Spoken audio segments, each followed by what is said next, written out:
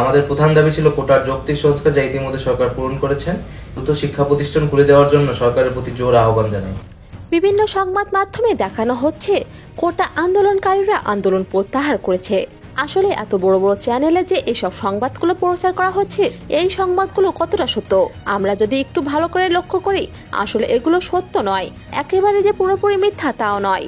অর্থাৎ বরিশালের কিছু ছাত্র জবানবন্দি দিয়েছে আন্দোলন প্রত্যাহার করবে বলে। সরকারের ওপর চাপ এসেছে।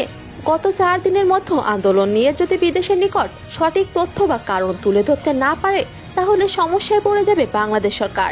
আর এর জন্য হয়তো ভয়ভীতি দেখিয়ে বা অর্থলোভ দেখিয়ে ছাত্রদের দ্বারা এই কাজ করাচ্ছে সংবাদ মাধ্যমগুলো। কিন্তু শিক্ষার্থীরা দিনরাত একাকার করে এখনো আন্দোলনে বসে আছে। প্রতিনিয়ত হচ্ছে নৃশংস অত্যাচার শিক্ষার্থীদের উপর।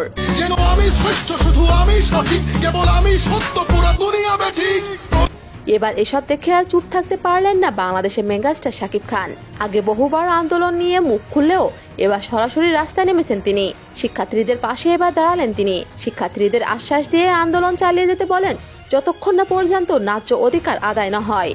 তবে এই নিয়ে ক্ষোভ প্রকাশ করেছেন প্রধানমন্ত্রী নিজেই। তিনি বলেছেন, যদি এমন চলতে থাকে তাহলে আর শুটিং করতে হবে না, সিনেমা করতে হবে না, রাস্তায় বসে সিনেমা করতে হবে। অর্থনীতিকে সম্পূর্ণ পঙ্গু করে দিয়ে বাংলাদেশকে আবার ভিক্ষুকের জাতি করে দেওয়া, এটাই বোধহয় এদের পিছনে ষড়যন্ত্র। অনেকে বলে কি আপনার শুটিং হচ্ছে না, এই জন্য আসলে প্রশ্নটা অভিযোগটা নিয়ে একটু বলবেন।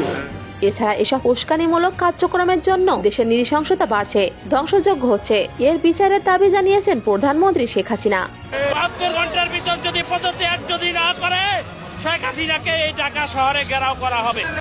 জানেন কি এই গত 10 দিন ইন্টারনেট বন্ধ থাকায় কি হয়েছে দেশে? যদি বৈদেশিক সংবাদ মাধ্যমগুলো দেখতে পারেন তাহলে বুঝতে পারবেন কতটা অমানবিক পরিস্থিতির মধ্য দিয়ে গেছে বাংলাদেশ, কতটা অত্যাচারিত হয়েছে এদেশের শিক্ষার্থীরা। তো ভিউয়ার, এই বিষয়ে আপনার কি মন্তব্য করে যান কমেন্ট বক্সে।